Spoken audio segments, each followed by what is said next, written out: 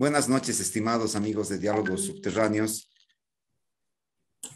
Nuevamente estamos listos para tener un diálogo muy interesante por un hecho que es extremadamente cambiante, si vale decir.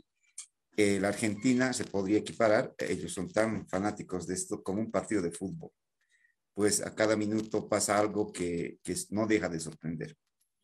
La primera sorpresa fue el pasado domingo cuando pese a que en varios medios muy afines al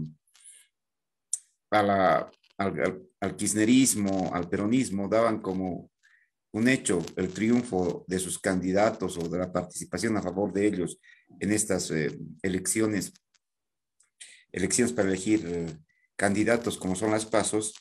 Con el pasar de las horas y con los datos oficiales, la derrota de los peronistas fue histórica, además de aplastante.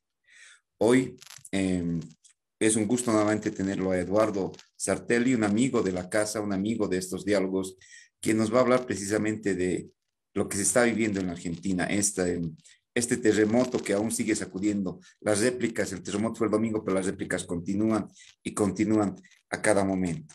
Eduardo, un gusto tenerte nuevamente y empecemos con la primera pregunta. ¿Qué pasa? Los peronistas no saben perder, como dicen muchos periodistas. Bueno, por empezar, muchas gracias por invitarme de nuevo, Pavel. Un gusto estar con ustedes en estos encuentros que ya, como decís, son habituales y muy agradables para mí poder comentarlo con ustedes. Eh, a ver, ¿qué pasó? Esa es la gran pregunta, ¿no? Eh, por empezar, pasó algo el domingo pasado de lo que ya todo el mundo se olvidó. Es decir, eh, hay una celeridad de los tiempos tan grande que en esta semana ha pasado infinita cantidad de cosas, de modo que ahora todo el mundo está concentrado en la crisis del gobierno. Eh, digamos, las elecciones hasta más o menos 7 8 de la noche, eh, más o menos venían encarriladas. Se sabía que había habido baja participación electoral, y se sabía que el gobierno, digamos, podía hacer una mala elección, pero difícilmente iba a ser una elección catastrófica. Y de hecho había medios afines con el gobierno, pero también incluso sectores de la oposición que aceptaban que en el distrito clave, en la provincia de Buenos Aires, el gobierno había logrado alguna victoria leve, pero victoria al fin. Para los compañeros bolivianos que nos escuchan y que tal vez no están muy acostumbrados a lo que es la geografía argentina, la provincia de Buenos Aires es medio país, ¿no? Ganar la provincia de Buenos Aires es asegurarse la elección. Es medio país en términos económicos y en términos de distrito electoral ronda un porcentaje muy elevado, 30% aproximadamente, buena parte del cual se concentra en un distrito muy particular, que es el conurbano de Buenos Aires. El conurbano de Buenos Aires son todos los barrios que rodean, los partidos que rodean a Buenos Aires. Buenos Aires es en su momento fue una de las ciudades más grandes del mundo, pero en realidad como ciudad no tiene más de 2 millones de habitantes, 2 millones y pico. Ahora, todo lo que es el entorno de Buenos Aires, la extensión de Buenos Aires fuera de su propia frontera, la lleva a 12 millones de personas. Eso es lo que hace que esas 9 millones que viven, o 10 que viven en el conurbano, o sea, en el cinturón que rodea a Buenos Aires, sean tan importantes. Es un cinturón obrero, y que tiene varias capas, tiene como diferentes círculos.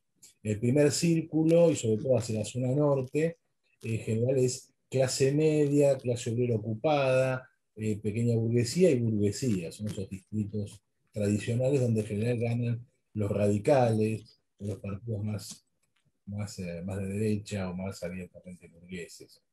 Eh, el segundo cordón ya es más industrial y sobre todo la zona oeste y sur es la zona, digamos, bien peronista, sobre todo la zona sur y hacia las afueras. Bueno, eso se supone que es el reducto del peronismo.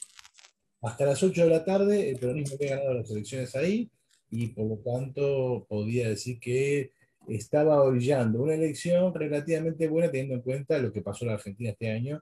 La Argentina sufrió muchísimo con la pandemia, digamos, la economía cayó más del 12% en 2020, viene mal en lo que va de este año, viene muy mal, no viene recuperando fuerte, y además viene de 2 años de recesión del gobierno Macri, o sea, 18-19. Y además, en términos de la economía industrial, viene casi sin crecer desde el 2011, o sea, es llover sobre mojado. Eh, cuando, cuando empiezan a aparecer las primeras cifras, el gobierno postergó la entrega de las cifras hasta las 9:30 de la noche, lo cual es raro. En la Argentina los resultados de las elecciones se saben muy rápidamente, enseguida, ya por sea 18 horas, 19, a las 20, ya más o menos está sabido quién ganó. Bueno, cuando empezaron a aparecer las primeras cifras, empezó a cundir el terremoto, porque lo que pasó es que el conurbano de Buenos Aires, o sea, el corazón del peronismo, el corazón electoral del país, se tiñó de amarillo, como se dice acá. Para los compañeros bolivianos, amarillo es el color de la oposición, amarillo es el color del macrismo, celeste es el color del peronismo. Bueno, lo mejor que hizo la oposición en el 2017, o sea, el macrismo, fue, nosotros lo graficábamos así, formar una camiseta de Boca. O sea, el norte del país celeste, el sur del país celeste y todo el centro, que es la parte más productiva, amarilla. Bueno, ahora el chiste que se hace en la Argentina es que también se hizo una remera de Boca, pero no la remera tradicional de Boca, azul, amarilla, azul, sino la que usa Boca cuando tiene que usar una remera alternativa, que es toda amarilla con un bordecito azul en las mangas. Bueno, uno ve el mapa de la Argentina y salvo un pedacito en el norte, todo el resto es amarillo, incluyendo el conurbano. Es la derrota histórica más grande que ha sufrido el peronismo, y sobre todo el peronismo unificado. O sea, el peronismo ha perdido elecciones, pero sobre todo cuando va dividido, es decir, cuando algún candidato peronista no suelda con los otros. Esta vez perdió aplastantemente a pesar de que fueron todos juntos. Y en un contexto de caída electoral muy fuerte, la participación. La Argentina siempre participa más o menos el 80% de la población en cada elección. Puede bajar al 77, 76, pero nunca un 65%. Es decir, ha habido un abstencionismo extra esta vez de por lo menos entre el 10 y 15%. Más sumado el voto en blanco, eso da que entre el 15 y 20% de la población no quiso votar o fue a votar a protestar contra el sistema político. Esto se parece al 2001, pero más en términos electorales, es decir, todavía no vemos, a diferencia del 2001, movimiento en la calle. Hasta ahora lo que ha corrido era lo que mucha gente sospechaba, que había una bronca muy grande en las bases, una bronca sorda, que no se expresaba en la calle, pero que estaba allí, y esa bronca se expresó en el derrumbe del peronismo. Acá la cuestión importante es que no ganó la oposición. O sea, el macrismo no sacó más votos que en el 2019. Incluso en la provincia de Buenos Aires, en Uruguay perdió votos. Eh, lo que sucedió es que se desplomó el peronismo, o sea, una implosión de la coalición gobernante. Eso es el núcleo del fenómeno.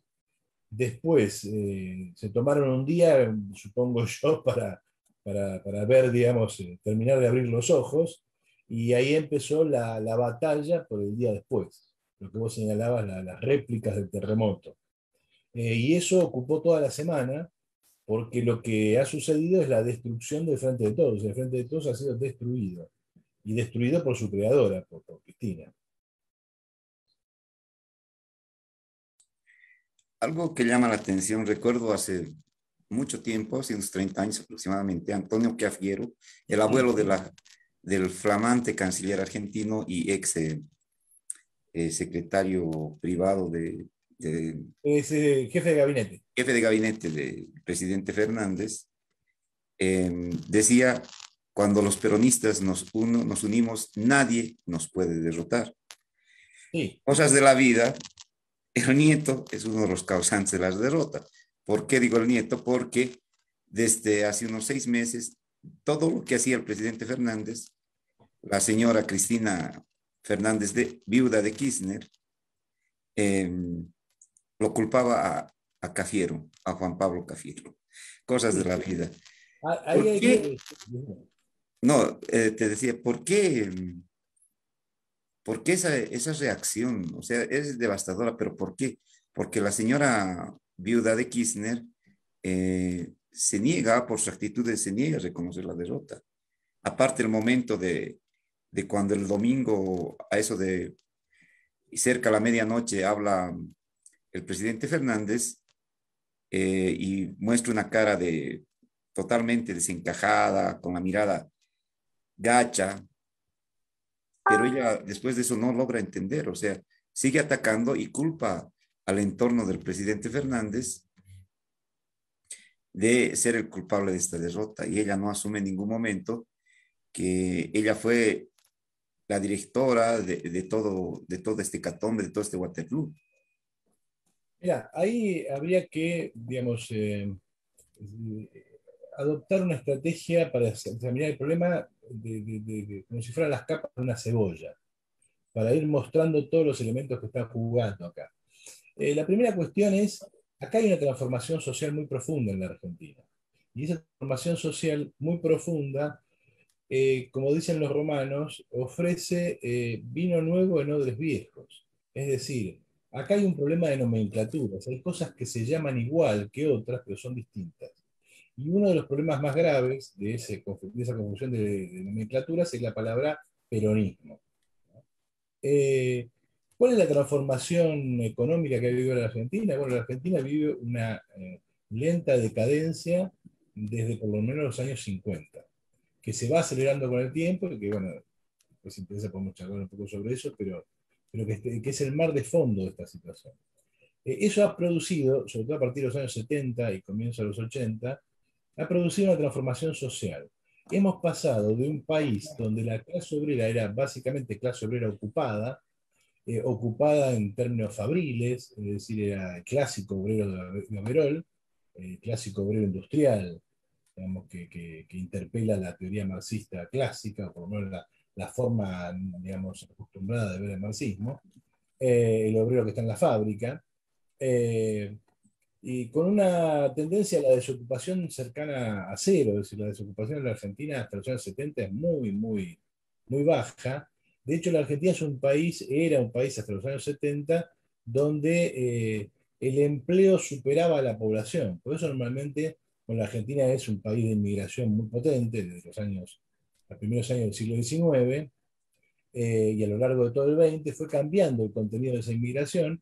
Desde la segunda mitad del siglo XX esa inmigración era más de países limítrofes, o sea, chilenos, uruguayos, bolivianos, peruanos, paraguayos, que europeos. Los europeos llegaron sobre todo sobre fines del siglo XIX y comienzo del XX.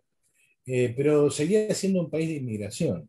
Y es más, seguía siendo un país de inmigración rural-urbano, o sea, el campo argentino se vacía y la Argentina se transforma ya a mitad del siglo XX en un país básicamente urbano.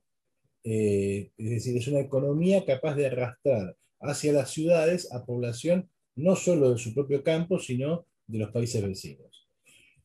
Desde la década del 70, por eso que se puede arrastrar más atrás, pero desde la década del 70 la Argentina empieza a ser un país de población excedente, es decir, donde el empleo tiende a escasear. Esto sucede porque la Argentina se atrasa en el mercado mundial, es cada vez menos productiva y por lo tanto cada vez pesa menos. Se va atrasando y por lo tanto se achica. La Argentina se va achicando y achicando y achicando, no necesariamente porque no crezca, sino porque el resto del mundo crece más. Como conclusión, a la Argentina le sobra gente. En términos marxistas, en la Argentina hay una enorme masa de población sobrante que uno podría calcular cercana a un tercio, o según algunos otros cálculos, un poco más de la población, un tercio de la población. Esa población sobrante es lo que normalmente la gente llama desocupados, pero que incluye a gente que ha sido jubilada antes de tiempo, pensionados, desocupados plenos, subocupados, gente que está empleada en el Estado o gente que recibe planes sociales, o sea, como un subsidio al desocupado. Esa masa enorme se concentra en los conurbanos de las ciudades, se concentra en el conurbano de Buenos Aires, en Rosario, en Córdoba, en La Plata, esa masa de la población ya no se articula en torno al sindicato, por eso el sindicalismo en la Argentina ha pasado a un segundo plano. Es decir, Perón organiza su movimiento político con fracciones burguesas y tiene lo que él llama la columna vertebral, es decir, la columna vertebral es lo que articula su movimiento, su base de masas es el movimiento obrero. De ahí que Perón, cuando vuelve en el 74, rompe con la izquierda y se abraza a la burocracia sindical, porque el corazón del peronismo es el movimiento obrero. Ahora ese movimiento obrero se ha achicado, hay, digamos, un tercio de la clase obrera ocupada es la que está sindicalizada en condiciones legales, en blanco. El resto está en condiciones, como llamamos acá, en negro, es decir, no tiene condiciones jurídicas aceptadas.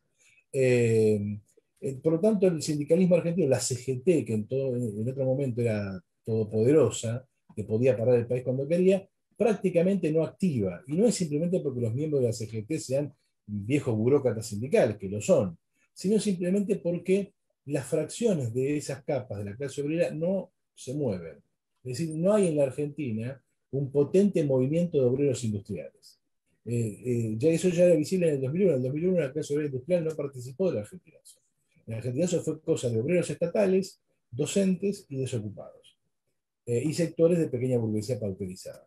Eh, la clase obrera industrial no participó de esos hechos y prácticamente no podés enumerar ningún hecho sustantivo importante protagonizado por sectores industriales. Por decir así, los obreros automotrices, los obreros metalúrgicos, muy poca cosa. Entre otras cosas, eso tiene que ver con que son gente que tiene un nivel de ingresos elevado. Alguien podría hablar de aristocracia del trabajo, pero no da para tanto. En un contexto con muy fuerte desocupación, el que tiene un empleo en Mercedes-Benz o en Ford o en alguna gran empresa metalúrgica, cosas por el estilo, no hace huelga, no se arriesga a esas cosas. Eh, Además está jurídicamente defendido, tiene lo que acá llamamos obra social, un sistema médico privado de los sindicatos que es lo que te salva de caer en el hospital público que está destruido. Entonces, esa clase obrera se ha achicado.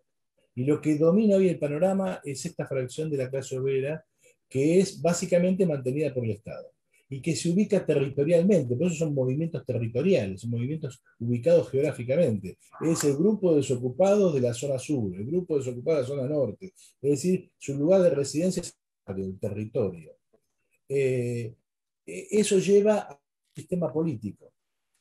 Ahí el movimiento obrero ya no es la columna vertebral del peronismo, ahora la columna vertebral del peronismo, en el sentido estricto, el peronismo no tiene columna vertebral. O sea, no hay nada vertical, es un espacio horizontal donde domina el que domina el territorio. Básicamente, los gobernadores de provincia lo que acá se conoce como los intendentes del conurbano, o también como los varones del conurbano, varones como larga, ¿no? Como si fueran señores feudales. Para que los compañeros bolivianos se den cuenta de lo que estamos diciendo, estos intendentes del conurbano son más poderosos que provincias enteras. Un distrito como La Matanza, el intendente de La Matanza es más importante que 10 provincias argentinas, porque en La Matanza vive y vota 1 millón y pico de personas, 2 millones, y en la mayor parte de las provincias argentinas, salvo las provincias centrales, no llegas a esa población ni por casualidad. La provincia en la que yo nací, por ejemplo, Santa Cruz, al sur, tiene Em, 300.000 habitantes. Eras vecino de los Kirchner entonces. Sí, claro, sí, sí, sí, sí, sí, sí, sí, sí, sí. Es más, eso demuestra que no todo lo malo viene del sur. Sí. Eh, Eh, sí, un apunte, en La Matanza también perdió el peronismo y perdió por mucho además, ¿no? Es la no, primera vez. En la matanza digamos, alcanzaron a ganar, pero perdieron muchísimo voto. En Porque todo ellos el lo toman país. como una derrota. Sí, Es- claro, porque en realidad digamos, se desploma por completo. Pero lo que es importante acá es que estas transformaciones sociales te están mostrando que la otra alianza social, el llamado macrismo, en realidad macrismo es un nombre que le queda chico a esa alianza. Esa alianza es el rejunte de lo que serían peronistas de derecha, peronistas liberales. Normalmente a los peronistas liberales es lo que conforma el núcleo de eso que se puede llamar macrismo. Peronismo de peronistas de derecha, radicalismo, algo así como liberales con algún toque socialdemócrata, muy, muy suave, ¿sí? Como en Bolivia fue el MIR más o menos. Claro, una cosa así. Y entonces, esa vasta conjunto de gente que incluye ahora, incluye sectores liberales, neoliberales en el sentido de libertarios, esto que está de moda ahora, a través de un personaje que se llama López Murphy, que es más de extracción radical, toda esa gente tiene una alianza que es capaz de juntar el voto de entre el 40 y el 50% de la población. Si le va muy mal, saca 35%, como le fue a Macri mal en las elecciones de las PASO del 2019, o sea, las primeras elecciones en el camino a la presidencia de Macri. Macri pegó una repuntada y pasó de 32, 33 a 41. Y ahora más o menos esa alianza ha sacado otra vez el 40 y pico por ciento, 41, 42%. Ahora, lo que es interesante es que esa alianza es capaz de ganar elecciones en el conurbano, pero no en el conurbano norte, esa zona que yo les decía que es más de clase media, clase burguesía tradicional, un partido como San Isidro, que es el partido de Gente de Plata, o Vicente López, sino en el conurbano pobre típicamente peronista. O sea, uno de los intendentes más importantes del PRO, un tal Grindetti, que fue ministro de Macri, macrista más bien de derecha, es intendente y ha vuelto a ganar, y esta vez por aplastamiento, un partido que se llama Lanús. Y Lanús es como el corazón del peronismo. O sea, de Avellaneda y de Lanús salieron las masas que cruzaron el puente hacia la capital el 17 de octubre del 45. O sea, tiene ese poder simbólico, ¿no? Y hay varios intendentes de esta alianza, que ahora se llama Juntos, que pueden ganar, y de hecho han ganado. Por ejemplo, otro de ellos, un tal Valenzuela, el municipio de 3 de febrero, bien peronista. Yo vivo en el municipio, en el partido de San Martín. San Martín es casi el alma peronista tradicional, es el partido peronista del obrero industrial peronista. Hoy está muy transformado, pero el que gana las elecciones acá es un tal Catopodis, que está en el kirchnerismo casi siempre medio afuera y muy ligado a Massa, un partido, uno Sí. que forma parte de la coalición gobernante hoy, pero que es un personaje, digamos, amado en los Estados Unidos porque es visto como una especie de neo-Menem, ¿no? Sí. Eh, Así que vos te das cuenta que la elección del domingo pasado no es extraña si la pones en este marco. No es que la clase obrera que era peronista de repente dejó de votar al peronismo, sino que esta es otra clase obrera. Y esta geografía obrera es otra geografía obrera. El peronismo no existe más, o sea, no por la elección pasada, no existe más porque la transformación social de la que hablamos eliminó esa clase obrera peronista o la redujo, y esto que vemos ahora es otra cosa. Y en el conurbano de Buenos Aires, hoy por hoy puede ganar cualquiera. Todavía el peronismo se mantiene firme en la tercera sección electoral, que es la más, donde se concentran más los planes sociales, donde se concentra más el punterismo peronista, esa relación de cacicazgo, de patronazgo personal. Pero digamos, en lugares como La Matanza le han pegado un susto muy grande, y han perdido muchísimos votos. Eh, entonces, la elección del domingo no sorprende al que está viendo estas cosas, sorprende al que todavía ve la Argentina como si la Argentina fuera la misma que hace 30, 40 años, y como si el peronismo siguiera existiendo y fuera lo que era hace 30 años. No, esa realidad no existe más. Eh, Algo que me llamaba la atención, hace días antes de las elecciones hubo una serie de, bueno, y es común las marchas en el centro de Buenos Aires. Todos creen que es manejado por el gobierno. A mí lo que me sorprendió es que era un grupo de gente que recibe planes, vale decir que cada mes el gobierno le entrega una cantidad de productos o dinero, pero ellos marchaban no a favor de los candidatos de Tolosa Paz, que era la cabeza de los candidatos, sino marchaban exigiendo trabajo. Ya no queremos planes, me acuerdo de un cartel y decía queremos trabajo. Sí, Entonces, sumo a lo que tú me dices, Eduardo, que este tema de la política clientelista también está entrando en un declive porque eh, el Estado, nada más el modelo de el señor Fernández, eh, ha colapsado desde hace rato y la idea de economía que tiene la señora, la viuda de Kirchner, no es tampoco coherente con lo que necesitan ahorita los argentinos. ¿O me equivoco? No, no te equivocás, solo que eso es extensible a la otra alianza también. ¿Por qué te digo esto? La otra alianza representa a capitales más dinámicos, pero que en la Argentina esos capitales dinámicos son muy limitados. Digamos, en la Argentina tenés dos o tres empresas que pueden competir a escala mundial y un sector, el sector agrario, que puede competir a escala mundial, pero que todo eso, digamos, hace 50 años que se demuestra que no es capaz de empujar a toda la economía argentina. Yo siempre uso la misma metáfora. A principios del siglo XX la Argentina era un país que se iba para arriba y todo el mundo pensaba que iba a ser los Estados Unidos del siglo XX, sí, textualmente.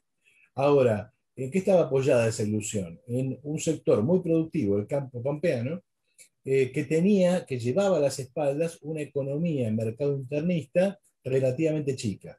Entonces yo uso la metáfora de un padre joven que va paseando por la playa con su hijo chiquito en hombros. El padre joven, el nene no pesa nada, tiene 2 o 3 años, pasean y caminan horas y horas por la playa y no pasa nada. Ahora, pasa el tiempo, el padre envejece y se hace cada vez más débil, el chico crece, pero no se baja. El resultado es que el padre empieza a tambalear por la arena y como no se baja, en algún momento el viejo termina hundido en la arena. Vos cambiás padre por sector agrario e hijo por sector no agrario, y ese es el dilema que se está carcomiendo la Argentina. Desde hace por lo menos 60 o 70 años, la estructura de la sociedad argentina no puede sostener, la estructura económica de la Argentina no puede sostener a la sociedad argentina. Y por lo tanto, ¿cómo compensa eso? ¿Cómo hace ese viejo para seguir caminando? Se endeuda, de ahí el crecimiento brutal de la deuda, y empeora la vida de que lleva arriba, es decir, los argentinos son cada vez más pobres. El resultado, entonces, esto se va agravando con el tiempo. Lo que pasa es que la Argentina tiene una condición. Hay un ídolo argentino, conocido en toda América Latina, por eso lo menciono, tal vez sirva como ejemplo, que se llamaba Sandro, ¿no? Sandro. Sandro de América, el gitano. Exacto, el gitano. Bueno, el gitano, digamos, cuando se murió por problemas respiratorios. Le hicieron un trasplante de pulmón porque tenía EPOC. No podía respirar. El cigarrillo le había hecho colapsar los pulmones. Y él contaba que su drama era que él tenía una enorme virtud, que él podía fumar lo que se le diera la gana y eso no le afectaba las cuerdas vocales. Porque si a él le hubieran afectado las cuerdas vocales, él hubiera dejado de fumar. Claro, cuando se dio cuenta que lo que le afectaba era todavía peor, ¿no? Los pulmones mismos, ya era tarde. Bueno, la Argentina es más o menos esa imagen. La Argentina nunca está tan mal que se está muriendo. Es el precio de la soja y en la Argentina se vive un pequeño veranito.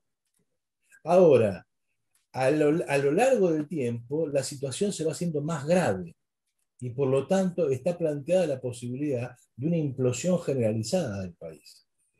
Y esa implosión generalizada pone en el horizonte grandes cataclismos políticos. El 2001 es un caso. Este que nos estamos aproximando es otro.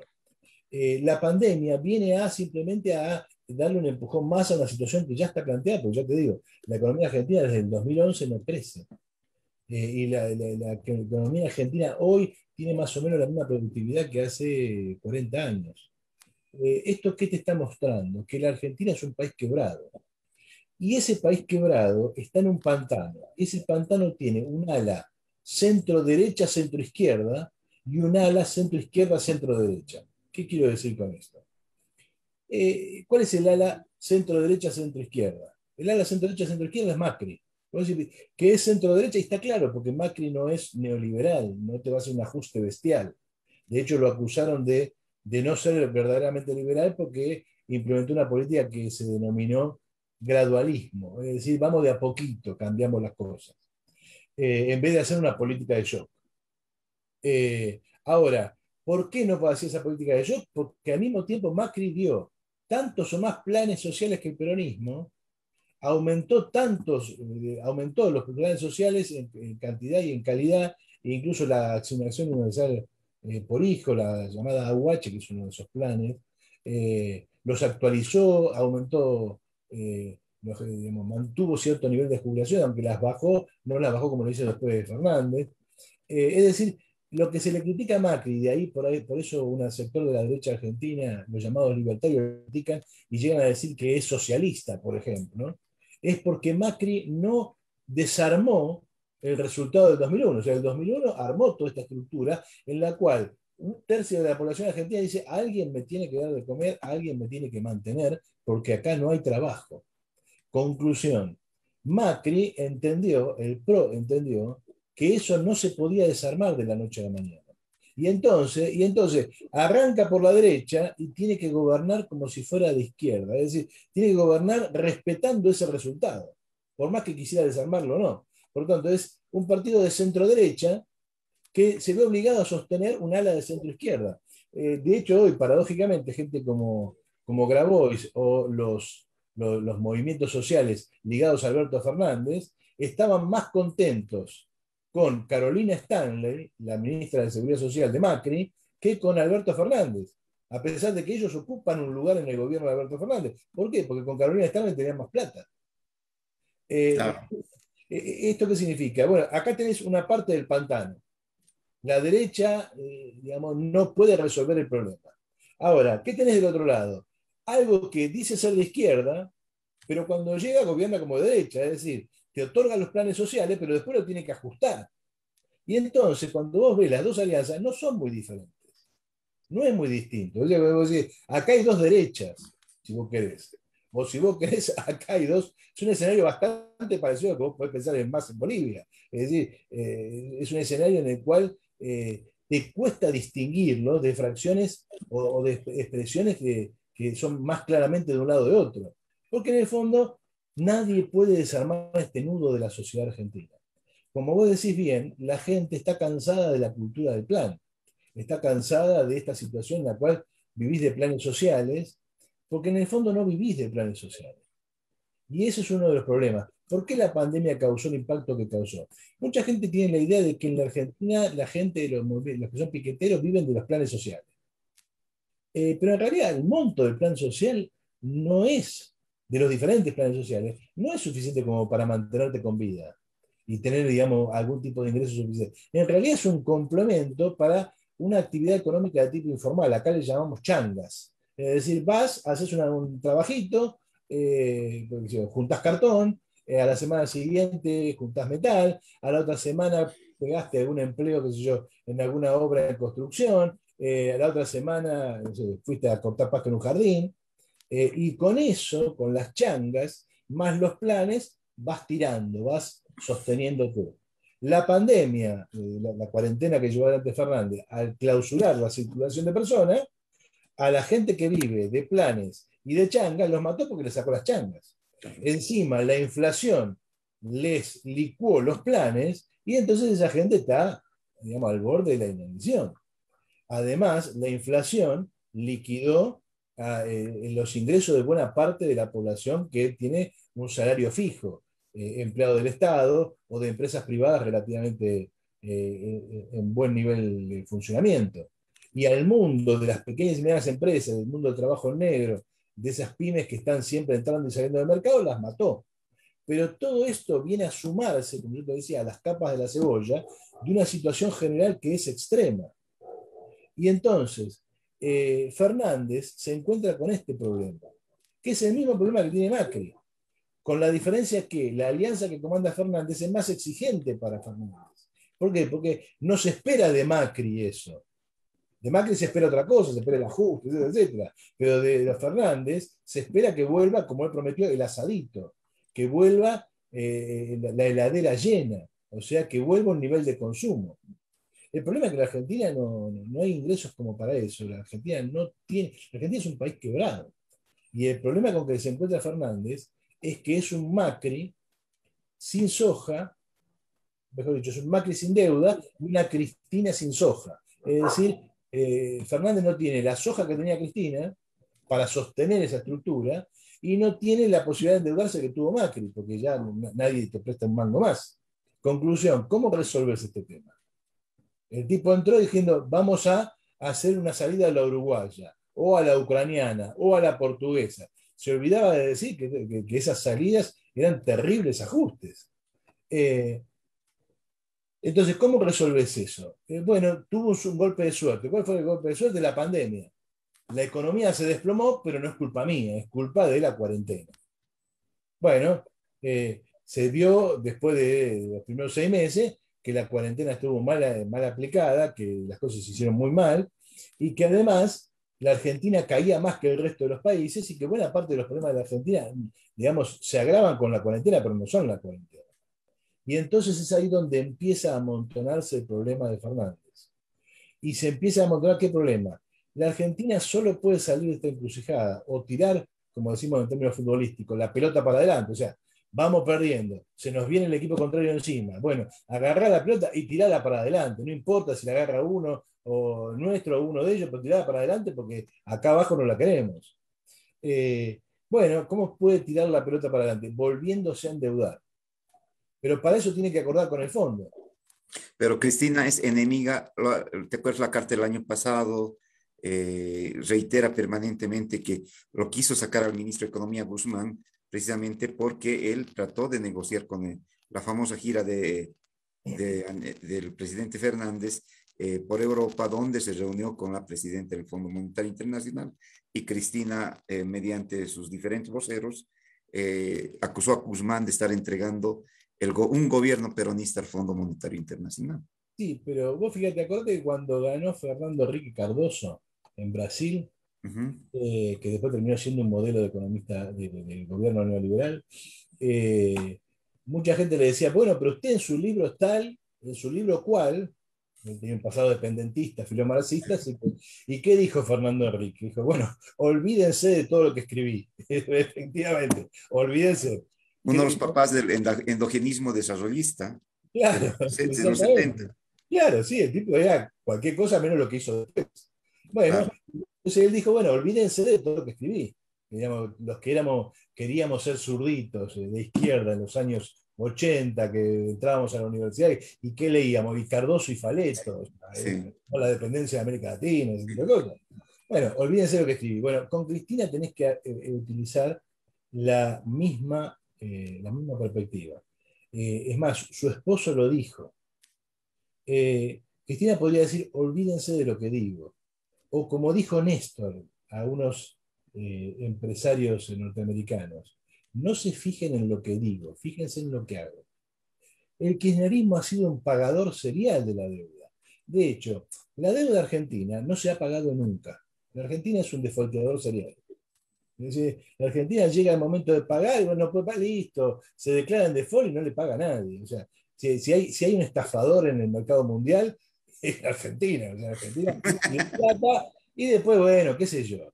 Y entonces, entre que los acreedores quieren cobrar algo, entre que los bancos no quieren quebrar, entre que los gobiernos extranjeros dicen, bueno, tirémosle un cable a esta gente porque si no el sistema financiero se pone en problemas, cosas por el estilo, y va zafando y cada tanto hace reestructuraciones de deuda y empieza otra vez la calecita.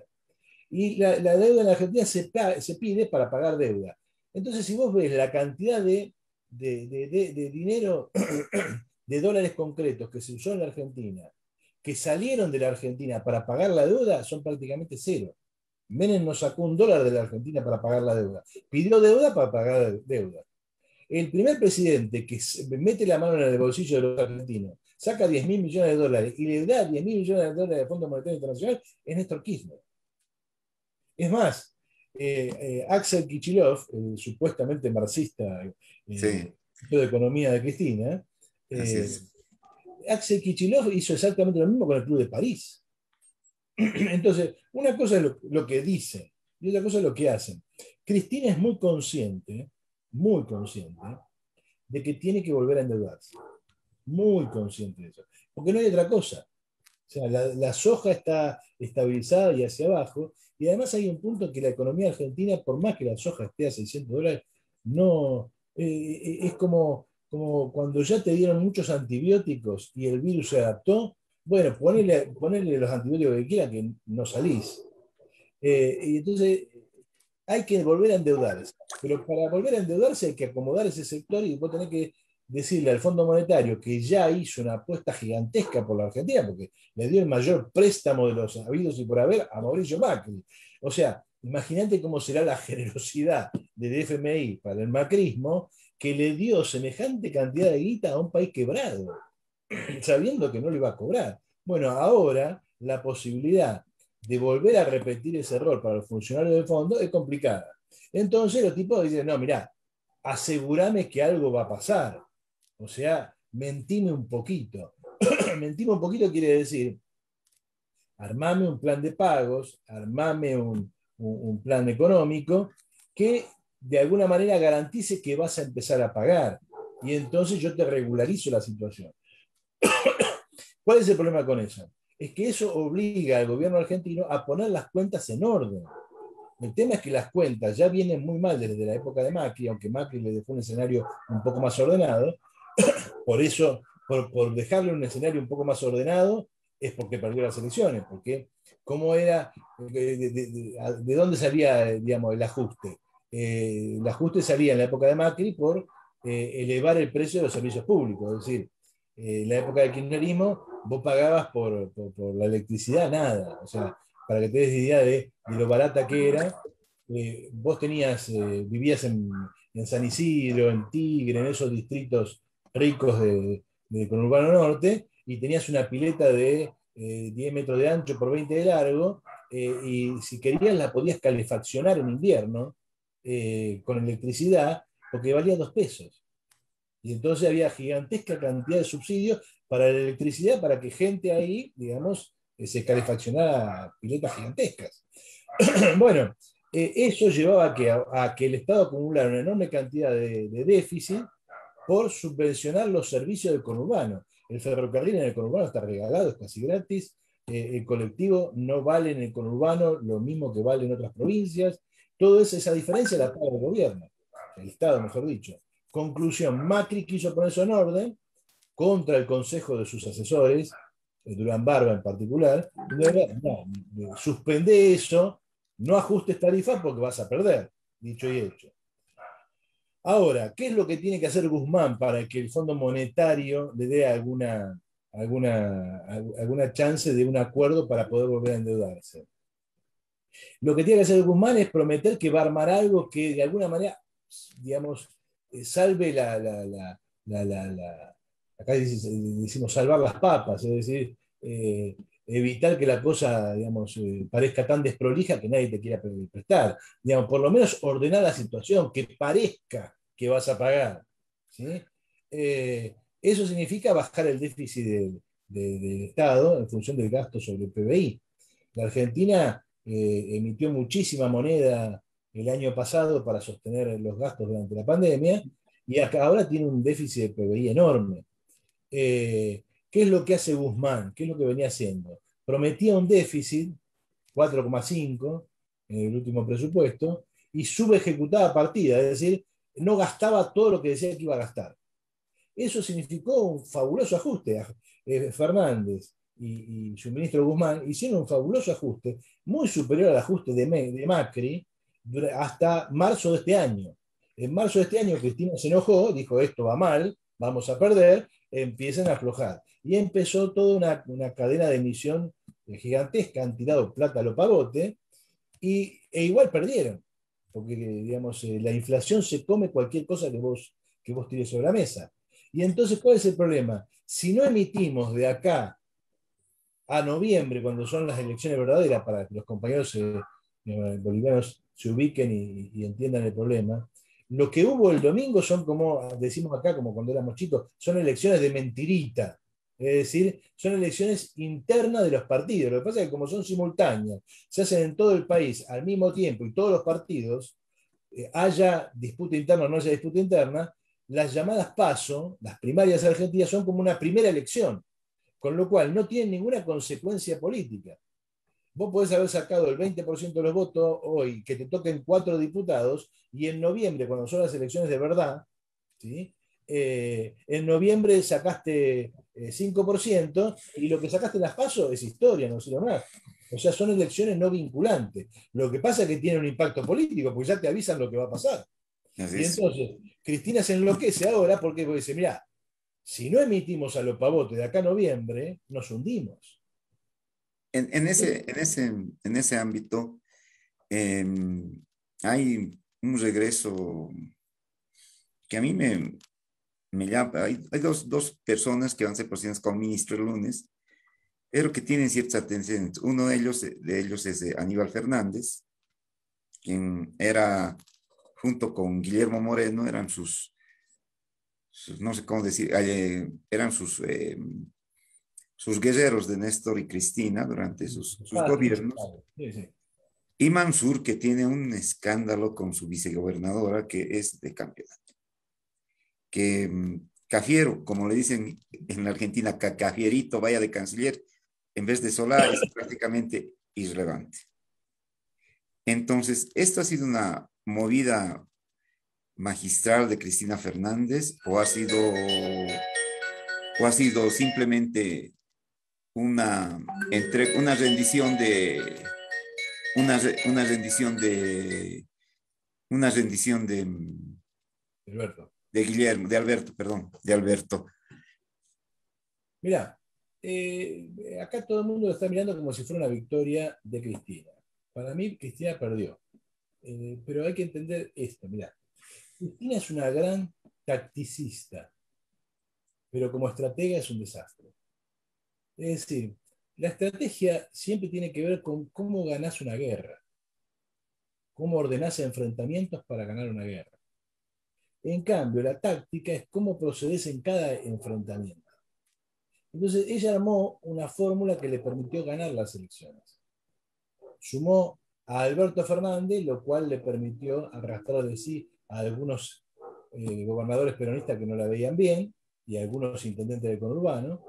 Y además sumó a Sergio Massa, que era que en el 2013 le impidió a ella el proyecto que en su momento llamó Cristina Eterna, es decir, reformar la Constitución y volverse a reelegir eternamente.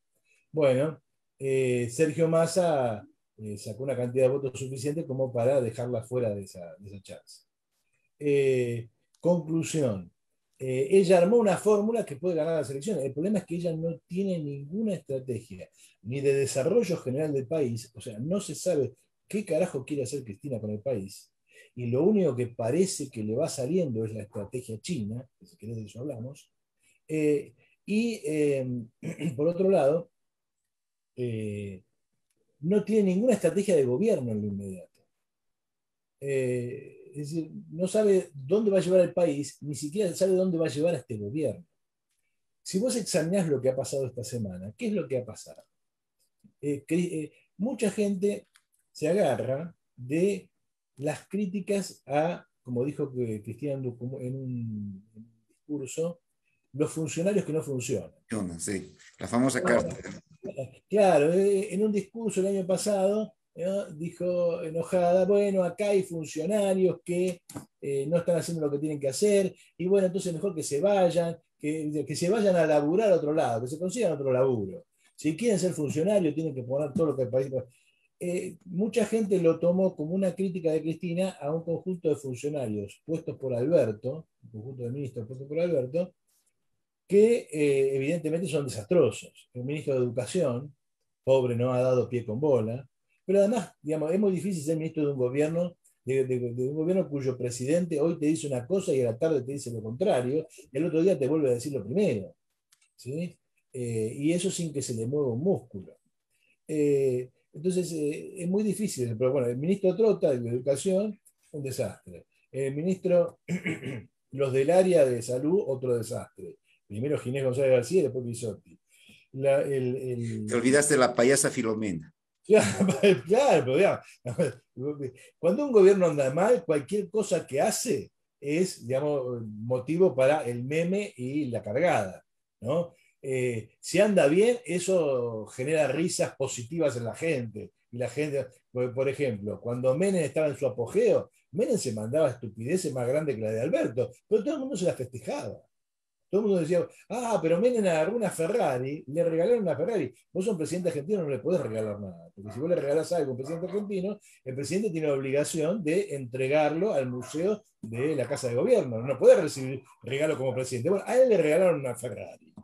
Y el tipo no tuvo mejor idea que irse a Tapinamar, que es un balneario muy famoso de Argentina, que queda a 200 kilómetros de la ciudad de Buenos Aires, y llegar en menos de una hora. O sea, superó los 200 kilómetros por hora con la Ferrari por las rutas argentinas. O sea, un delirio, se podría haber matado a alguien y además, digamos, violó todas las normas de tránsito. Bueno, cuando la noticia salió, Menem se rió y todo el mundo se lo festejaba.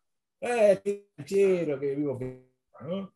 Hay una Era, escena... era de la Argentina del champán y la pizza también. Claro, sí, está todo bien, está todo bien. Hay El una uno escena, por uno. claro, del 1 a 1, un peso, un dólar. Entonces, hay una escena muy graciosa donde él va a dar un discurso ante unos industriales, grandes burgueses de Argentina, y se sube al atril, agarra los papeles y empieza a leer el discurso. Y cuando va leyendo media página más o menos se da cuenta que no es su discurso, que es el discurso de otro que lo dejó ahí y se olvidó de llevárselo. Y entonces dice, pero este no es mi discurso. Y todo el mundo se empieza a reír. Lástima, estaba bueno, dice Menem. Y entonces le alcanza a ver, y todo el mundo se lo festejó. Ahora, claro, cuando vos vas en la mala, cualquier cosa que hagas, incluso aunque estés bien, siempre te van a pegar. Bueno, Fernando viene de cachetazo en cachetazo, porque Claro. la cosa está muy mal. Entonces, eh, vos ves qué es lo que está, eh, la gente cree. Y la gente cree que Cristina cuestiona a estos funcionarios que funcionan mal. A Cafiero, Cafierito, como le decimos acá, es el nieto de un prócer peronista. Claro, Fue don ministro muy Antonio. joven de Perón, fue después miembro del Partido Peronista, gobernador de la provincia de Buenos Aires. Cafiero era, digamos, un prócer. Cafierito, un desastre. No, toda la familia Cafiero ha vivido del Estado argentino porque han sido todos políticos, y este evidentemente es el más desastroso de todos. La cuestión es que lo tienen para mal traer porque además no está preparado para el cargo de jefe de gabinete, que es como una especie de segundo presidente en la Argentina, como una especie de primer ministro. La cuestión es que tenés ese, tenés el otro, la ministra de Defensa, que es de Seguridad, que es un desastre, Claro, Frederick. y aquí te quiero hacer una pregunta. Le inventaron esta causa que nació en Bolivia sobre los gases y el equipo Alacrán y Ah, todas las cuestiones, que en el fondo un poco es pagar los favores al presidente Fernández por parte de Bolivia, pues querían involucrar, querían ver cuánto afectaba, digamos, esto en la comunidad boliviana, que también vota, que es una de las comunidades que más vota, y al final no le sirvió de nada. no, pero vos fíjate que es interesante por dos cosas. Hemos discutido acá el tema del famoso golpe en Bolivia. Ujú. Y lo primero que yo señalé acá en la Argentina contra casi toda la izquierda es que en Bolivia no hubo un golpe, primera cuestión. Y segunda cuestión, que el kirchnerismo agitaba el golpe de Bolivia porque era una forma de curarse en salud, porque iba a enfrentar situaciones parecidas y lo primero que iba a decir es que los golpistas lo querían echar. Claro. Y es eso lo que está ahora sobre la mesa, otra vez. Ahora, mucha gente sostiene que es un golpe interno, que es un golpe de Estado interno, lo que le están haciendo al señor Sí, Fernández. ahora vamos a ese punto. Mira, la primera cuestión es que hay mucho hojarasca acá. ¿Qué quiere decir? El problema de Cristina no es contra estos funcionarios inútiles, que son verdaderamente inútiles. El problema de Cristina es contra Guzmán, aunque ella diga lo contrario. En la carta, ella deja claro, en la última carta que acaba de sacar, la que hizo estallar todo el problema, eh, ella señala claramente, acá el problema es que el gobierno, en medio de la pandemia y del hambre que hay, no quiere gastar. Podría haber gastado hasta el 4,5% del déficit asignado del PBI de este año y lleva subejecutado, o sea, gastó apenas el 2,1%, con lo cual queda más del doble por gastar. Implícitamente Cristina está criticando o señalando que de alguna manera Alberto Fernández juega o conspiraba contra ella en el sentido de que las elecciones salgan mal, sean un desastre, y eso abre una crisis que obliga a la reestructuración del gabinete y le echen la culpa a Cristina por el desastre. Por eso ahora la pelea es quién es el culpable de este desastre. En la carta, Cristina señala a un tal Juan Pablo Biondi. ¿Quién es ese Juan Pablo Sí, Biondi? Es el el vocero vocero presidencial. presidencial. El vocero presidencial de la Argentina no es nadie. O sea, si vos echaste al vocero presidencial, no echaste a nadie. O sea, es más, en este caso, ella misma en la carta dice, es un vocero que no se le conoce la voz.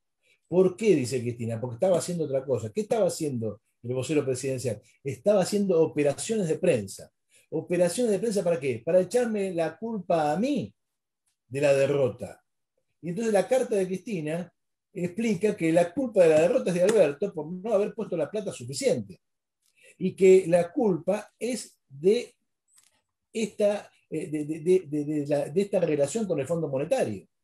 Es decir, está culpando a Guzmán y quiere la cabeza de Guzmán. De hecho, a los funcionarios que no funcionan, a todos los que mencionábamos antes, en la carta ni los menciona. Apenas hace alusión velada en un... Ella quiere la cabeza de Guzmán. Pero Alberto lo defiende a capa y espada, como se dice. Claro, y ahora vamos a ver por qué. Porque acá hay una diferencia importante. Y Alberto no es un tonto y Cristina no es una loca. Acá se juegan intereses económicos y también personales distintos. Vos tenés acá un primer problema. Cristina quiere gastar, Guzmán no quiere. Así de sencillo.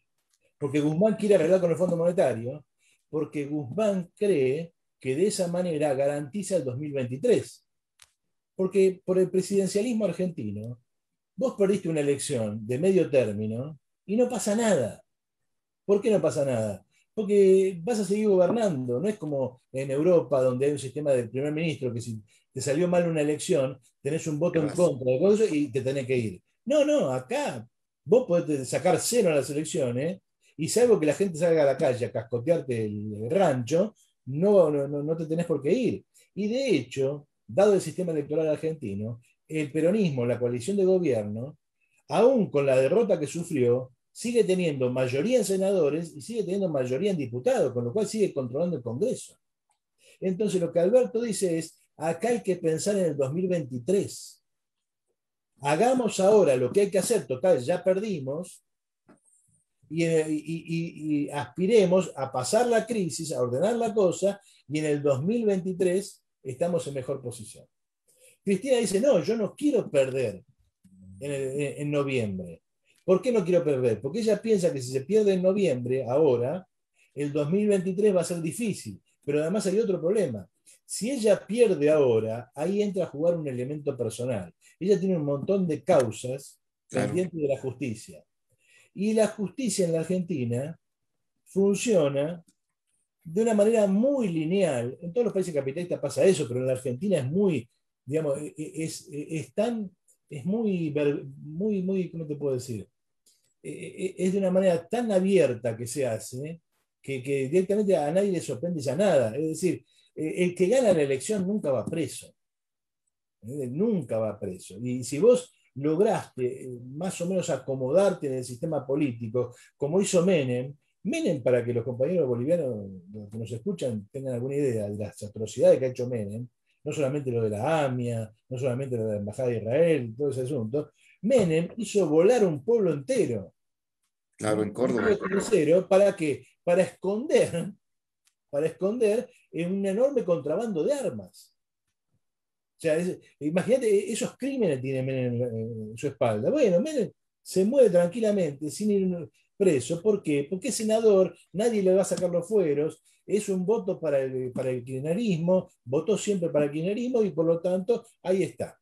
De hecho, esa es una de las soluciones que le ofrecían a Cristina. Mira, Cristina, vos quedate en el Senado, no jodas, nadie te va a joder, aguantá que total, mira, te vas a morir vos y acá. Una causa por corrupción en la Argentina dura mínimo 20, 25 años, ¿te das cuenta? O sea, es lo mismo que acá no hay castigo para la corrupción. Entonces, Cristina no quería eso, porque además eso te obliga a andar penando por todos lados.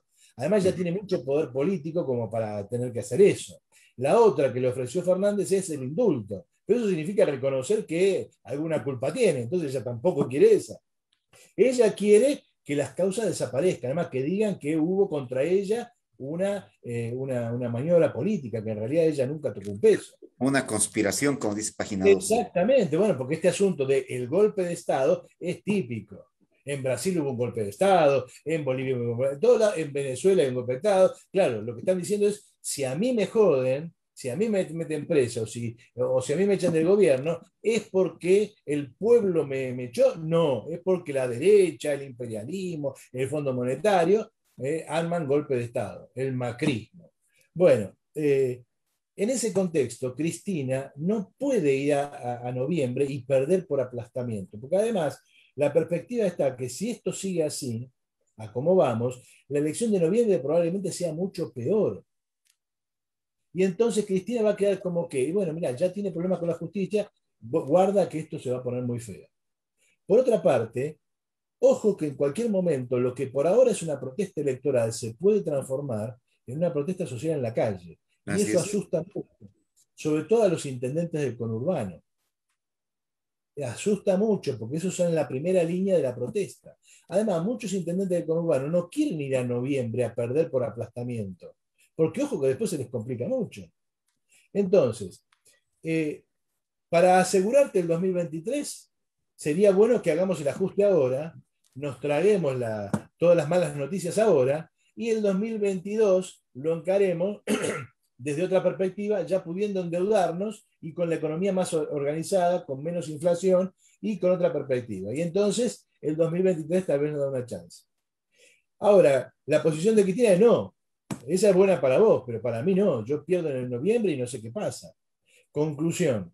Ese es el núcleo del problema. Cristina quiere que Guzmán gaste. Guzmán le dice, la economía se va al carajo. Además, no arreglo con el fondo y no me puedo endeudar. Entonces no hay 2023.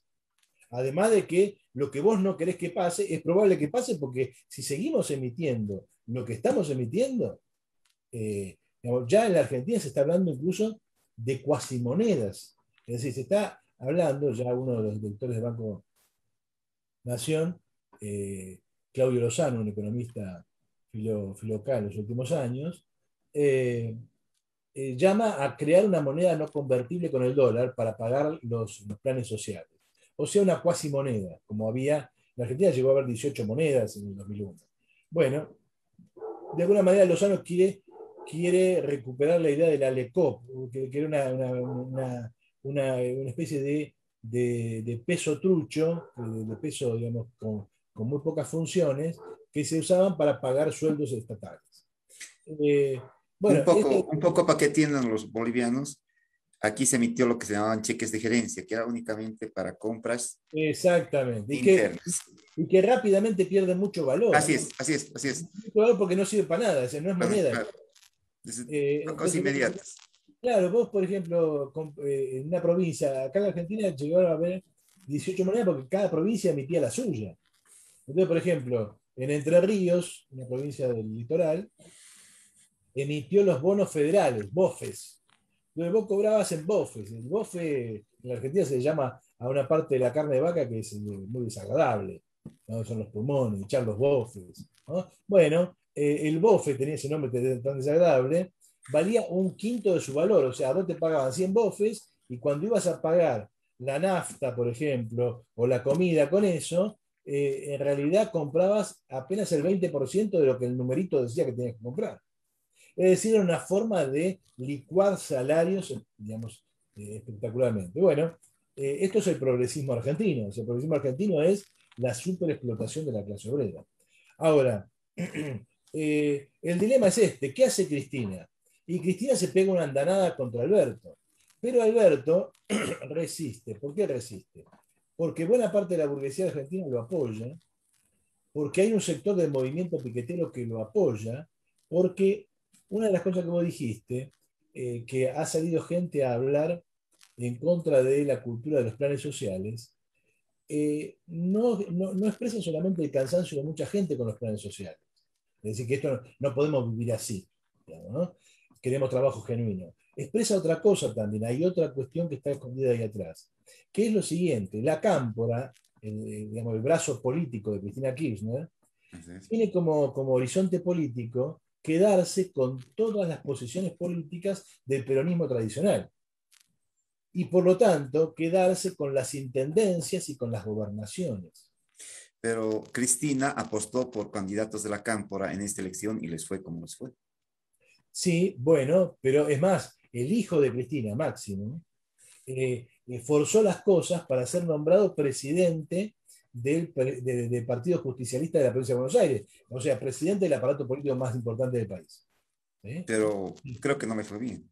No le fue bien porque los intendentes resistieron. Digo, no, a mí Claro, no me vas a sacar esto. Y entonces claro. los intendentes de conurbano que vienen de la época de Duhalde y que conquistaron su poder al margen de la cámpora, ahora se ve ven que viene la cámpora y se los quiere sacar. Y entonces hay una disputa por los planes. ¿Quién entrega los planes? Porque el que entrega los planes tiene la llave del poder. Entonces, Claro. cuando la Roque, uno de los capitostes de la cámpora, dice, hay que empezar a superar la cultura de los planes, lo que está diciendo es, te vamos a sacar los planes, los vamos a manejar nosotros. Y Claro, que eso entonces, no es más de Cristina, además el Cuervo Larroque. claro, entonces, digamos, esta idea de Cristina a través de la cámpora de quedarse con todo. Hay una expresión famosa de que vamos por todo. Y Sí, entonces eso genera mucha resistencia en todos los aparatos políticos que no son de la cámpora, aunque sean peronistas, que son los que apoyan a Alberto. Incluso dentro del movimiento piquetero, el movimiento Evita, por ejemplo, ¿no? Que forma parte del gobierno de Alberto y que amagó a hacer una marcha a favor de Alberto contra el golpe de Estado de Cristina. ¿Por qué sí, no es un, claro. ¿por qué no es un golpe de Estado lo de Cristina? Porque Cristina es la principal socia de este gobierno. O sea, este gobierno tiene tres patas: Alberto, Cristina, Massa. Massa aportó, digamos, algún pequeño volumen de votos, sobre todo aportó el hecho de no ir por afuera y dividir. Claro. Como si Que hubiera Camacho sido, hubiera ido con los otros, digamos. ¿Sí? claro. No divide el frente. Te quiero Eh, hacer, te quiero hacer un poco, ya estamos llegando al final, te quiero hacer tres preguntas ahí. Aguantame que termino esta pequeña idea. Ya, perfecto. Entonces, el otro es Alberto. Alberto le permitió articular a los peronistas tradicionales que tenían mucha resistencia con Cristina. Ahora, Cristina entonces puede reclamar, esto es mi gobierno. Como esto es mi gobierno, yo tengo derecho a pedir que cambien cosas en mi gobierno también. Es decir, lo que está diciendo es razonable, no es irracional.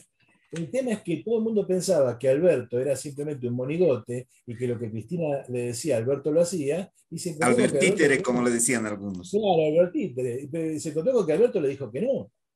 Y no solamente le dijo que no, sino que además no aceptó. Por eso Cristina tuvo que salir a hablar en público. Sí, primero lo hizo a través de gente cercana, que, por ejemplo, su hermana, que es la gobernadora de la provincia de Santa Cruz, mi provincia, la del sur, que hizo renunciar a todo su gabinete, como diciéndole a Alberto, ¿ves? Esto es lo que tenés que hacer. Kichilov también le pidió la renuncia a todos los miembros de su gabinete en la provincia de Buenos Aires. Digamos, lo fueron presionando y Alberto no dio pelota. Hasta el punto que Cristina tuvo que hablar directamente. Hay una diputada, Nadal Vallejos, que Sí, sí, salió a sí. decir como que le habían hecho publicidad a unos audios que mandó por WhatsApp en privado a otra persona. Mentira, los dan a conocer para presionar. Y entonces Cristina tuvo que salir a hablar, ¿por qué? Y porque no podía hacer nada. Si Alberto le dice que no, ella no puede hacer nada. Entonces sale a hablar y entonces, ¿qué es lo que hace con eso Cristina? Intenta demostrarle a los intendentes de la provincia de Buenos Aires y a los gobernadores, ojo, mirá que si perdemos en noviembre, la cosa se pone difícil. Y eso es lo que hizo que Alberto tuviera muchos problemas para formar gobierno. Nadie quería formar parte del gobierno de Alberto. Todos los gobernadores decían, está muy bien, sacátela de encima, expulsar a Cristina del gobierno, aceptarle la renuncia a todos, porque una de las maniobras de Cristina fue que renunciaran todos los ministros cristinistas, kirchneristas del gobierno. Sí. Pero nadie quería tomar el toro por asalto, o sea, nadie entraba al gobierno. Ahora, cuando vos ves cómo cerró la cosa, cómo terminó, por lo menos hasta ahora, ¿qué consiguió Cristina? Cristina consiguió sacar a algunos de esos ministros que no funcionaban y metió personajes. Eh, Aníbal Fernández en realidad es un golazo en contra. Es Sí, sí, decir, sí. poner a Además, Aníbal Fernández, ese abre la boca y la mata a Cristina y lo mata a Alberto.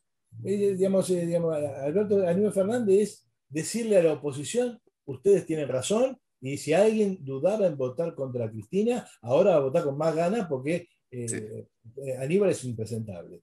Después ha puesto en educación a Filmus, ha puesto otro que no cortan ni pincha, o sea, el problema no está ahí. ¿Qué es lo que Firmus fue candidato en 7 oportunidades y las 7 oportunidades perdió. Sí, sí, no, no, es parte del peronismo porteño que pierde elecciones sistemáticamente. Ahora, ¿qué es lo que consigue Cristina? Lo saca a Cafiero del cargo de jefe de gabinete. Pero ahí entra Mansur, que es un gobernador de provincia muy reaccionario, que ha hecho que todas las feministas peronistas se enojen. Y Mansur es un hombre de Alberto, es el gobernador más cercano a Alberto. O sea, sacó un Alberto para poner otro y consiguió que Guado de Pedro se quede, que era el candidato, pero eso no suma, no corta ni pincha. ¿Y qué es lo que retuvo Alberto? Guzmán no se va, Culfas no se va, o sea, el ministro de Economía y el ministro de Producción no se van. No se va Juanchi Zabaleta. Juanchi Zabaleta es el que maneja los planes sociales. Así es. O sea, Alberto tiene el control del gobierno, tiene el control de la economía y tiene el control de los planes sociales. ¿Qué ganó Cristina con esto? A mi juicio, nada. Y además tienes un canciller que vaya a saber qué hace, Cafierito. y Cafierito está ahí, pero yo te digo que lo pusieron de canciller y casi que le dieron un premio. Claro, Porque el claro. canciller de última es un cargo importante. Ahora, ¿qué consiguió Cristina? Y nada. Yo no veo que Cristina haya conseguido nada. Lo que está claro ahora es que la disputa es, bueno, está bien, se queda Guzmán, pero ¿va a emitir o no va a emitir? Y hoy acaba de salir una noticia en un diario de negocios argentino que, digamos, fuentes del Ministerio de Economía dicen que la plata que ha mandado el Fondo Monetario, etcétera, etcétera, etcétera, se va a usar para pagar al Fondo Monetario, no se va a emitir moneda para la campaña. Es decir, la disputa está ahí, ese es el punto. Los derechos especiales de giro que les entregó el Fondo Monetario. Exactamente. Ahora, para lograr esta victoria puramente aparente, superficial, Cristina dinamitó su gobierno. Sí. O sea, yo, digamos, salvo que hagan magia, en noviembre esto va a ser todavía peor. O sea, es Y una no te victoria olvides mentira. que ya advirtieron que el ajuste energético va o va antes de noviembre porque ya es inaguantable. Bueno, ahí estamos. Entonces, vamos a ver qué es lo que se decide. Pero esta aparente victoria de Cristina es por ahora una victoria a lo pirro. Es decir, esto preanuncia nuevos cataclismos. Algo que, bueno, primero como que aquí ha sorprendido mucho, por lo menos las personas que no siguen muy de cerca la política argentina, Milei, Ah, el Pelucas Milei. mirá, ¿Quién representa? ¿Quién lo vota? Mirá, Milei es un fenómeno, digamos, él se define como minarquista, o sea, un libertario, un anarquista de mercado que acepta la existencia del Estado porque, bueno, la gente todavía no está preparada. O sea, es lo que uno llamaría un neoliberal extremo, ¿no? Eh, Acá le decimos pura espuma como la cerveza o puro jarabe de pico, es decir, habla mucho, pero no tiene ninguna propuesta seria. Lo que ha logrado es captar la atención de un conjunto de jóvenes, no solo de la pequeña burguesía, sino incluso de sectores populares eh, muy empobrecidos, que son permeables a la retórica de que se vayan todos, porque en realidad lo que salió tercero en la última elección no fue la izquierda no salió tercero. Tercero salió con mucha holgura el que se vayan todos, o sea, la gente que no fue a votar y la gente que votó en blanco o que votó por candidatos que se presentan como antisistema.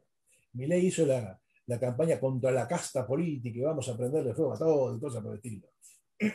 Obviamente, si Milei explica el programa que su socio, expert, dice que va a aplicar, no lo vota nadie, porque lo suyo es una masacre social. Por ejemplo, echar 2 millones de empleados del Estado.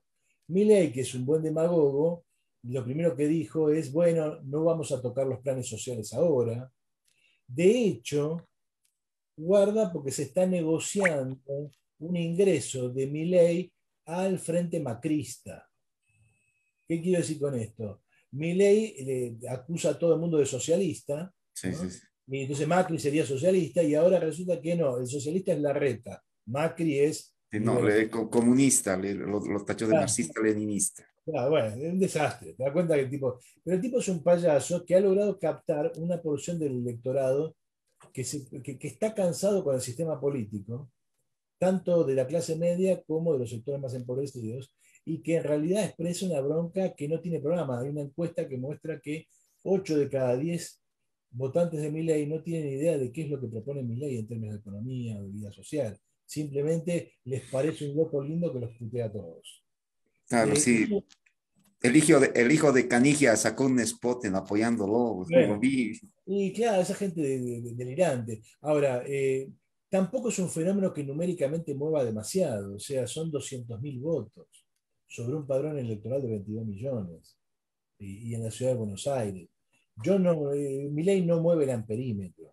Incluso su socio, Spert, que es un economista aparentemente más serio y que tiene, eh, candidato por provincia de Buenos Aires, sacó mucho más que Milei. Milei sacó 230.000 votos, él sacó 450.000. Lo que pasa es que en provincia de Buenos Aires 450.000 es mucho menos que 200.000 en ciudad. Es Claro, decir, en Buenos Aires es mucho menos que eso. Pero en realidad lo que ellos concitan es básicamente ese voto en el caso de Milei y en el caso de Spert, el voto militar. O sea, hay un porcentaje de 3, 4, 5% de voto militar en la Argentina que es el voto de derecha, porque es el voto de los militares, en el sentido estricto. Es el voto de un candidato que es un ex cara pintada, o sea, de los que supuestos veteranos de Malvinas que se rebelaron contra Alfonsín, un tal Centurión, ¿no? Y ujú, son gente muy de derecha, porque en realidad, en el fondo, y no en el fondo, Esper, Milei no son liberales, son conservadores. Son conservadores que en el plano de la economía son ultraliberales, pero cuando le hablas del aborto, cuando le hablas de las libertades civiles, de cualquier tipo de cosas, son católicos, reaccionarios, incluso muchos de ellos muy religiosos, ¿no? claro. Eh, Mi segunda pregunta es, ¿qué pasó con el FIT, con el Frente de Izquierda? Bueno, Y creo que hasta el Partido Obrero, el Polo Obrero se salió del FIT, hay una pelea muy... mira, ¿qué pasa en el FIT? El FIT va sumando nombres. De hecho, ahora se llama FITU, porque va Ah, incorporando otros agrupamientos, el MST, el PCTU, Convergencia Socialista, que no está en el frente, pero participa de las listas. Es decir, nuclea una cantidad de siglas importantes, en general todos trotskistas. Para los compañeros bolivianos, en Argentina existió en la década del 90 un partido muy grande en términos de lo que es la izquierda argentina, que fue el MAS de Nahuel Moreno. Nahuel Moreno, sí. Y el MAS llevó al Congreso al primer diputado trotskista, que fue Luis Zamora. Eh, el MAS se partió en 1000 pedazos después de la muerte de Moreno, allá por el comienzo de los 90, y cada uno de esos pedazos son los partidos actuales. El MST, el Nuevo MAS, el PSTU, ¿cómo se llama? El Convergencia Socialista, Democracia Obrera. Hay 3 millones de esos partiditos. Frente a eso siempre existió una corriente que era antimorenista, que uno la podría caracterizar como altamirista, por Altamira. Pero Altamira, sí. Es Partido Obrero. Partido Obrero sufrió una escisión hace 3 4 años, o 2 o 3 años, ya no me acuerdo, todo pasa muy rápido acá, por el cual expulsan a Altamira y a 1000 militantes. Más o menos el Partido Obrero tenía unos 3.500 4.000 militantes y expulsan a 1000 militantes, los expulsan así literalmente por WhatsApp. No, era muy gracioso que se publicaba en Facebook, se publicaban las capturas de pantalla, donde, ¿cómo se llama? Cuando te sacan de un grupo, ese fulanito ha salido del grupo, claro, era chorrera de tipo que habían echado de los grupos de las células partidarias, de los grupos de trabajo, de todos lados. Bueno, 1000 tipos molestaron, 1200. Con eso Altamira reclama ser tendencia del Partido Obrero y ha armado la que sería el Partido Obrero Tendencia, o también se le conoce como política obrera, por el nombre original de la agrupación. Originalmente el Partido Obrero se llamaba Política Obrera, antes de los 70, y su periódico se llamaba Política Obrera, se llamaba ahora Política Obrera. Esa decisión tiende a coagularse, es decir, la generación 2001 del Partido Obrero, Solano, Del Pla y compañía, y más otros históricos, una generación más joven que Altamira, la generación que se incorpora durante el proceso, un poco antes del proceso, Piprola, por ejemplo. Esa generación se cansó de Altamira, de su personalismo, y lo rajó. Con Altamira se fueron algunos, de Ferro, Ramal, el más conocido, y se fueron sectores enteros del polo obrero. Por eso la política obrera tiene un polo obrero propio. Ahora, en estas elecciones, ¿qué pasó con el FITU? Por fuera del FITU solo queda el Nuevo Más y alguna que otra cosa dentro del trotskismo siempre. El Nuevo Más es la quinta excelencia del oportunismo político más vergonzoso. Con su candidata Manuela Castañeira era, yo siempre la llamaba la candidata de shampoo, porque no participan de ninguna lucha, no están en ninguna fábrica, en ningún lado, pero ella siempre va donde hay algo, ha ido a Bolivia, por ejemplo, a apoyar a Evo contra el golpe, y siempre saca flores, fotos en las marchas, y siempre parece como esas fotos de shampoo donde está la persona con el pelo al viento, se nota que tiene un Sí. ventilador y un fotógrafo. Bueno, una cosa así, con un programa extremadamente lavado, ¿no? Muy socialdemócrata, bien kirchnerista, que es el mismo programa que el PTS, que domina el FITU, le ha impuesto al FITU. O sea, el FITU tiene un programa y un discurso muy, muy kirchnerista, muy lavado, muy posmoderno. Altamira se fue aparentemente por izquierda de ese frente, mejor dicho, lo echaron, y terminó haciendo alianzas con el nuevo Más de Castañeira para las elecciones en Salta. En Argentina fue un escándalo, porque tanto criticar al FITU por eso, y después vas y te alías con uno que es todavía peor. La cuestión es que el FITU va a elecciones y saca, según ellos, 1,5 millones de votos. Ahora, cuando vos ves realmente lo que sacó, sumás los resultados electorales finales, o sea, escrutadas el 99 y pico por ciento de las urnas, y distrito por distrito, ¿qué es lo que sacó? ¿Cuánto sacó el FITU? Sacó 1,040,000 votos. Ponen 1,000,000 y algo ahí. ¿Y dónde está el otro medio millón? Solano ha hecho posteos con que sacamos 1,5 millones, Pitrola también. Sí, Bueno, eso sí, es un sí. macanazo. En Elección realidad, histórica de la izquierda y todo eso, todas esas cosas. eso es un macanazo, digamos. Un diario sumó todas las candidaturas de izquierda de todo el país, e incluyó ahí cualquier cosa. Castells, un tipo que está aliado con un gobernador kirchnerista, partiditos que no existen. O sea, el FITU sacó 1,040,000 votos. Lo demás es macanazo. Ahora, ¿cuál es el punto interesante? Si vos comparás esta elección con las elecciones anteriores del FIT, te encontrás con lo siguiente. Para que sean comparables las elecciones, tenés que comparar lo mismo siempre, si no, digamos, cometés errores. Entonces, tenés que comparar elecciones paso para diputados. ¿No? En las elecciones presidenciales la izquierda tiende a perder votos, porque la gente se decide más por un candidato burgués o por otro. En cambio, en las elecciones paso, la izquierda captura muchos votos. Entonces vos comparás, ¿cuánto sacó en el 2013 elecciones paso para diputados el FIT? Sacó, ahí tenés que sumar al FIT más el MST, que ahora está en el FIT. Cuando sumás las dos cosas te da 1,100,000 votos. ¿Cuánto sacó en el 2017? Otra vez, paso para diputados, 2017. Ahí el FIT va por un lado, el MST va junto con el Nuevo Más en un frente que se llamó Izquierda del Frente por el Socialismo. Bueno, ponderás la cantidad de votos del MST dentro de ese frente y se lo sumás al FIT para obtener lo mismo que hoy es el FIT. O sea, FIT más MST ponderado te da 1,100,000 votos. Si vos al 1,040,000 votos que sacó el FIT ahora, en el 21, le sumás los votos de política obrera, o sea, los votos de Altamira, que hubieran ido al Partido Obrero, el Partido de Altamira, un fracaso electoral completo, sacó 60,000 votos, nada. Lo sumás, ¿cuánto sacó? 1,100,000 votos. Es decir, hace 10 años esto está encapsulado, no saca más que eso.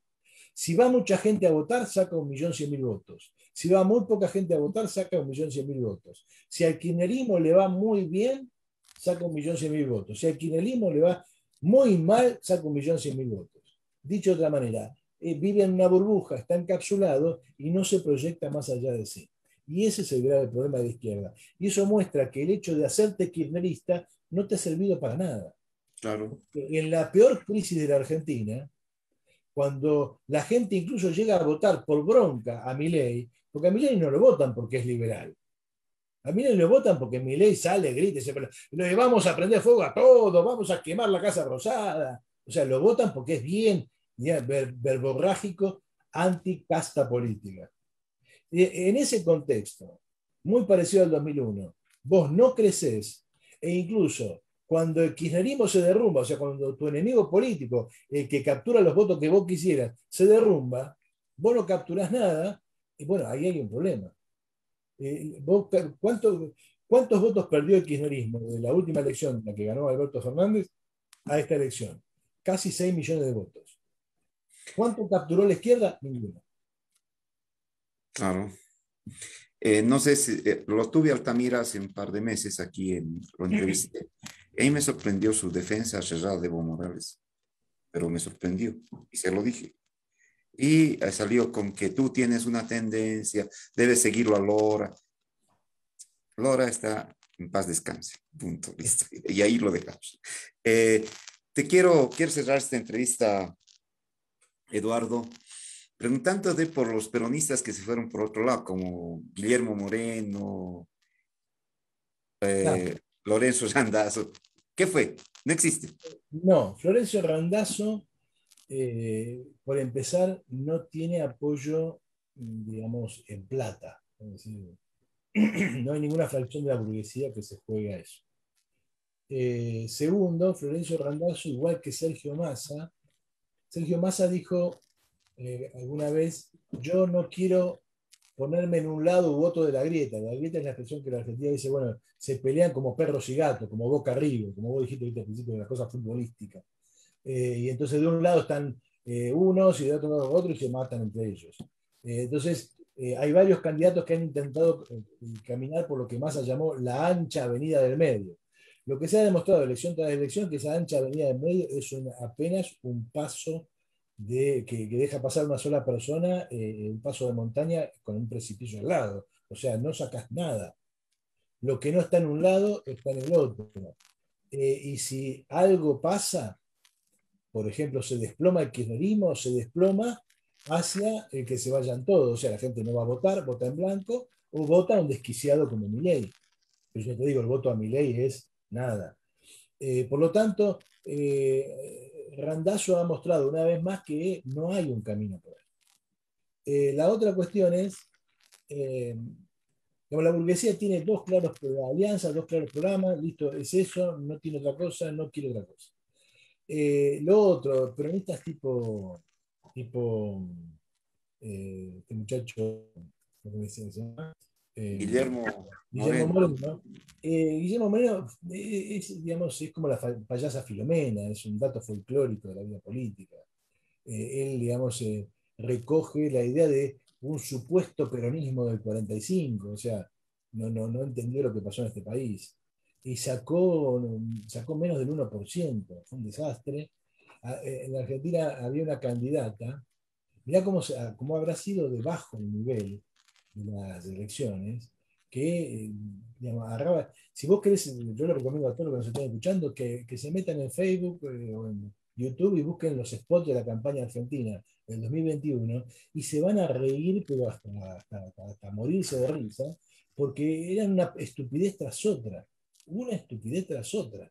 Y es más, apelaban a cualquier cosa. La principal candidata del gobierno, Tolosa Paz, llegaba a apelar a vulgaridades del orden sexual. En el peronismo siempre se garcha, como diciendo, bueno, los pibes que quieren sexo tienen que hacerse peronistas y cosas. Una estupidez gigantesca que además es un insulto a la juventud que se está cagando de hambre, ¿no? Ella, que como la definimos una intelectual argentina muy conocida, Beatriz Arlo, es una cheta. Cheta se le dice en Argentina al rico que se quiere hacer el popular. No, vos sos una cheta. No. Y es más, mirá cómo será la cosa del debate argentino, que hay una candidata a diputada argentina que resultó ser la segunda más votada en el voto en las cárceles, se llama Cintia Fernández, que es una vedette que hizo un spot virtualmente Sí, sí. desnuda, En ¿no? Portaligas. No importa la liga para el Congreso, claro. Bueno, sacó el 1,10%. O sea, triplicó en votos a Altamira, sacó más votos que Manuela Castañeda del Nuevo Más, duplicó a Guillermo Moreno. Y, digamos, eso es el mundo de lo bizarro y lo folclórico. Ya no es victoria Tolosa Paz, es derrota Tolosa Paz. Dice que, Eso, claro, hay un periodista de derecha que se llama Feynman que le dice derrota a Tolosa Paz. Sí, sí, fue una cosa vergonzosa y además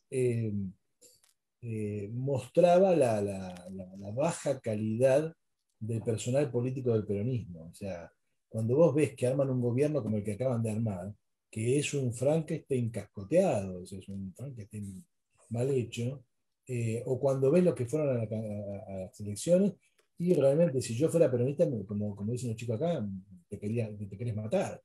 Porque, claro. y ahí se entiende también la bronca y la desesperación y este acto, yo diría, de, de desesperación de Cristina.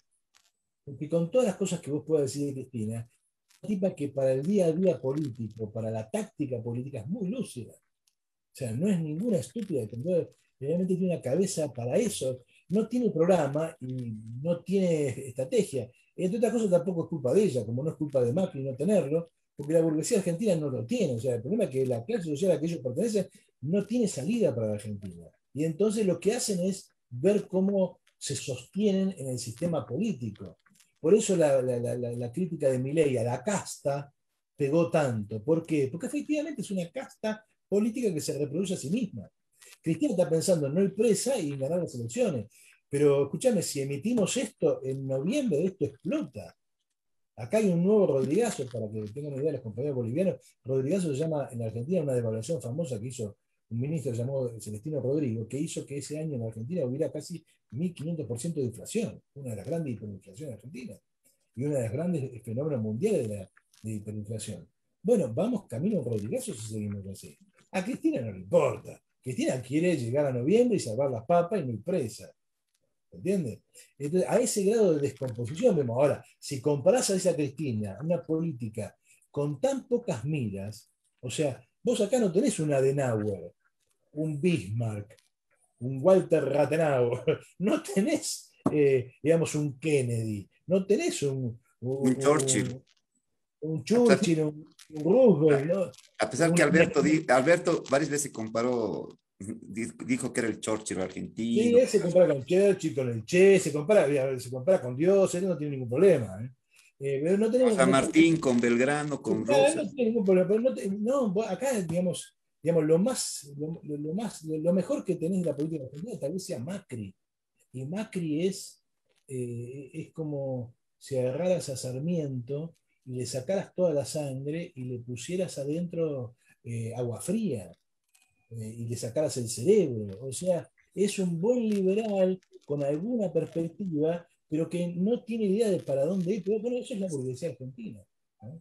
Entonces Cristina se desespera porque ve eso. Hay una escena en ese momento que vos viste, comentaste de cuando salen todos a hacer frente a la derrota, que viene Tolosa Paz a Sí, sí, saludarla a a Cristina saludarlo. y Cristina le niega el saludo.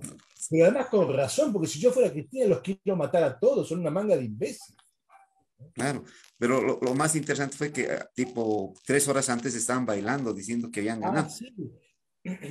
Por eso te da una muestra de lo lejos que están de la gente.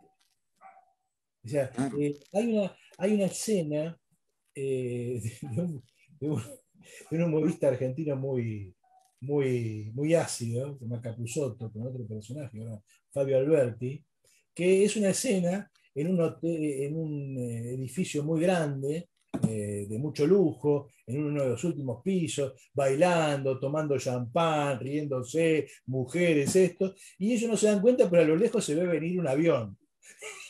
Y ellos siguen festejando y el avión se va viniendo. Bueno, el personal político del Frente de Todos es más o menos eso. O sea, claro. están Y eso festejando. que Capusotto es peronista. Ah, no, no, sí, él es peronista, pero es un tipo muy ácido y Sí, que sí, más sí, sí. allá de lo que él, digamos, diga conscientemente, expone una serie de cosas que son Sí, sí, sí, sí. fantásticas. Y ya te digo, esta imagen es lo que vos viste. Esta gente estaba festejando y había perdido la peor derrota de su vida. Claro, claro. Don Antonio Cafiero, como otros varones más de- del peronismo, en sus tumbas se han debido revolcar Y porque pero nunca escuchame, les fue tan mal. Cafiero, Alfonsín, Perón, hasta Menem, Sí, al lado claro, de esta gente es Churchill. claro, No, claro, no, no, no, no. Y realmente el grado de degradación de la clase política argentina en general es muy notable, muy notable. Porque ya te digo, esto es un país quebrado. Es un país. claro. Eduardo, ha sido un gusto hablar contigo. Realmente cada vez que hablo contigo me abres demasiadas cosas para seguir un poco, seguirte la conversación, pues debo prepararme cada vez más para hablar Bueno, contigo. Eh, Nuestro anterior diálogo me dejaste un libro ahora sí lo terminé de leer y algún momento lo contaré, que es El viaje al de el de, Chayano, de no, no lo leí. Chayanov, que Ah, sí,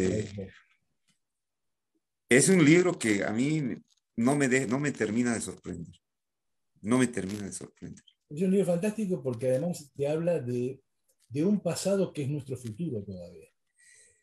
Y creo que Stalin, cuando lo ejecuta, cuando lo detiene el 30, lo ejecuta el 38, se da cuenta de que mucha gente empezaba a creer en eso.